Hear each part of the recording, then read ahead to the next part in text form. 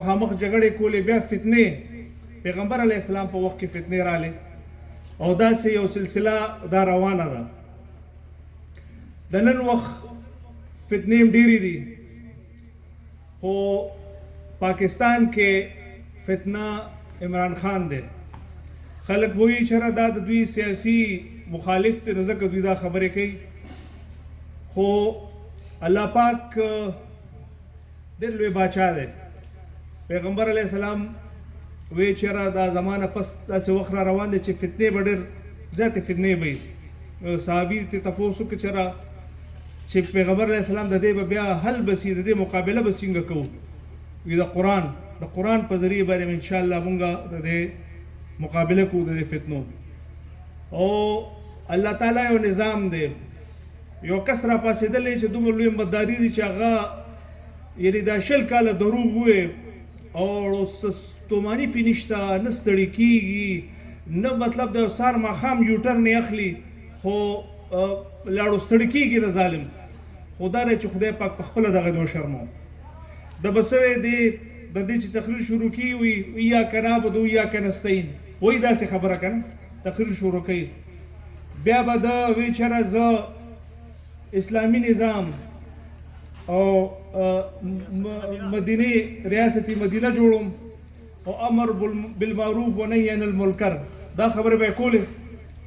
نن خدای پاک شرمو ځکه چې دا سړی یو فتنه ده، یو غلیظ بدکردار انسان په دې قوم باندې مسلط کړی دی. چا چې مسلط کړی دی هغوی غریبانان هم نن جاړي، هغوی د 3rd آپشن پکار و، هغوی هم د 2 آپشنز نه تنګ شوي. خو دا دی چېرې نیچرل فطري طور باندې یو شی روچت نشي، یو پارټي، یو تنظیم، یو سوچ، یو فکر، یو فلسفه چې هغه ارتقایي نظام سره نیچرلی روچت نشي، نو هغه دا کامیاب نه. نو تاسو کته چېرې د هغه ټولې دعوې غلطې ثابتې شوې او خدای مې دې معاف کړي، یو ډېر غلط او خراب کردار د هغه چې کوم دننه څه اصلیت و هغه رامخې ته شو.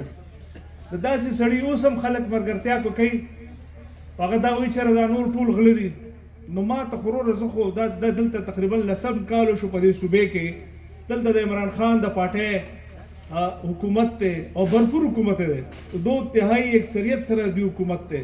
تیر شوی دلته چې 2013 نه 18 پورې ښه مضبوط حکومت و، او اوس هم دا دی چې ښه مضبوط حکومت دی، د هغې نه زیات مضبوط حکومت دی. ما ته تاسو وایئ چې د تاڼې په کلچر کې څه تبدیلي راله؟ آیا زمونږ د پټواري صاحب چې کوم دی دا ټیک شو؟ ما ته ده ووایه چېرې دې نظام کې وابډې والا ټیک شو؟ لکه کومه داسې محکمه ده چې مونږ راوالو، مونږ وایو چېرې دا نظام د صحت نظام زمونږ ټیک شو، زمونږ د ایجوکیشن نظام ټیک شو. ولا ما ته خو ورځ په ورځ نظام خراب ښکاري. ولې چې یو غلط منډیټ دلته یو غلط طریقې سره منډیټ داسې ورکړی شو دی خلکو له، د دوی روټس د دوی جړې مضبوطې نه وي، او چې کله جړې مضبوطې نه وي نو عمارت ډېر زر راغورځېږي. نو انشاءالله زمونږ د پارټۍ جړې خو د 100 کالو نه زیات تاریخ لري، او زمونږ دین زمونږ چې کوم دی دغه زمونږ فلسفه ده. اسلامي نظام دا زمونږ فلسفه ده، دا زمونږ سوچ دی، په دې مونږ روان یو.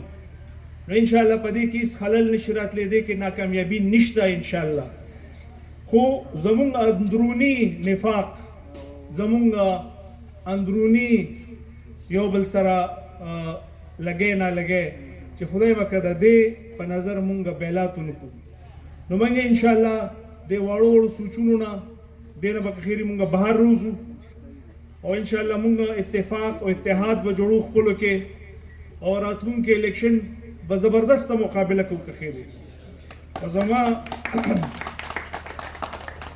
دا خیال انشاءالله که خدای پاک انشاءالله چې ما ته ښکاري چې جمعیت علماء اسلام که خیري دا برګه جنډه به بیا په سیکریټریټ او په وزیرالله هاوس لګي، انشاءالله په ګورنر هاوس خدای پاک ولګوله ستاسو په دعا او ستاسو په محنت باندې، په وزیرالله هاوس په هم لګي انشاءالله، په سیکریټریټ په هم لګي، په دې ټول صوبې به انشاءالله د جمعیت جنډې لګي، او ستاسو حکومت که خیري را روان دی.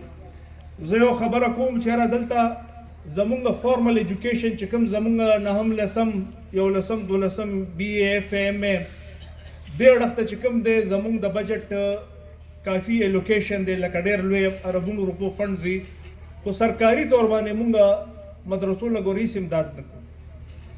نو دا یو بنیادي ایجنډه به انشاءالله دې ځله د راتلونکي حکومت وي چېرې جومات او مدرسه د دې به مغمره حیثیت چې څنګه د سکول او د کالج چې حیثیت دی انشاءالله. مونږ به کوشش کوو چې که خیري په مدرسو کې دننه سرکاري پوسټونه چې کوم دي دا کریټ کړي شي او چې کومې تنخواګانې سرکاري استادان اخلي چې هغه زموږ د مدرسو د استادان صاحبان چې کوم دي دا عالمان چې کوم دي دوی مقمره د هغوی ته مراعات او دغه میلاویږي ځکه چې دین خدمت د دې نه غټه خبره نور څه کیدی شي. نو انشاءالله العزیز راتلونکي وخت ستاسو وخت دی که خیري او زه دا وایم انشاءالله چېرې دلته لوکلم پاټۍ ماټۍ ډېرې دي خلک دلته ډېره داسې پښتو مختو خبرې برې ډېرې کړي خو دا چې یو ډز وشي نو ګوره بیا ټول داسې تښتي چې بیا ښکاري راښکاري نه. مونږ باندې دا وخت تېر شو 2007-8 والا تقریبا 2013 پورې سخته دهشتګردي وه. زمانونو تاسو ته به یادي چې حکومتي وزرا او حکومتي ایم پی ایز ایم این ایز دا ټول د علاقې نه تښتېدلي وو. خو شکر الحمدلله ما علاقه نه وه پرېښې. زه په دې حجرې کې به ناست وم پبلک ډیز به مې کول او ځای په ځای غم خادۍ به مې کولې او شکر الحمدلله او اودس چرېدام کې وګرځېدم. دا نه چې لکه مرګ خو اني ټایم راتلی شو لکه هغه وخت کې خو د این پي چونکې مونږ ممبرانو نو د خودکش خو به راتلو مونږ د خلکو له به یې غاړې راکولې. زه به شکر الحمدلله تیار وم. دا ډېره معمولي خبرې نه چې چا اولاد دي بال بچي او یو فیملی هغه دې خبرو ته ځان داسې پال اسانه نشي نیولی.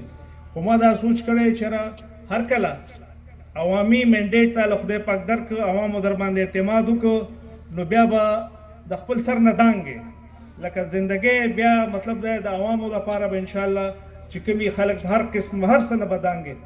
نو زه خو دې خلکو ته وایم چېرې دا جایز کارونه خو د لړ څه کې انشاءالله موږ خو هر قسمه کارونه به کوو جایز وي که ناجایز وي که خیري تاسو خپلو مرګرو له خپلې پاټۍ له که خیري هر څه به کوو. نو ځان تکړه کړئ اتفاق اتحاد پکار دی او دې وخت کې د نفاق کارونه دا بالکل نه دي پکار او خاص کر ذموارو خلکو له دوی ته دا گزارش کوم چېرې پاټو کې دننه هېڅ قسمه نفاق چې کوم دی دا رانه شي او ټول متحد روان کړئ انشاءالله. زه یو ځل بیا خپل د امیر صاحب زمونږ د ضلع امیر صاحب مولانا ګورشاه صاحب ډېر زیات شکرګزار یم چې د اجلاس دوی دلته نن ایښی دی او مفتی شاکر صاحب زمونږ ناظم الله صاحب چې دوی پکې بھرپور شرکت وکړ. ستاسو د ټولو ډېر زیات شکرګزار یم. څومره مشران چې راغلي چې تاسو زما د پریس وروڼه نور وروڼه بایګان د کلي د علاقې ډېر ډېر شکریه ستاسو ډېره مهرباني عزتمن شئ.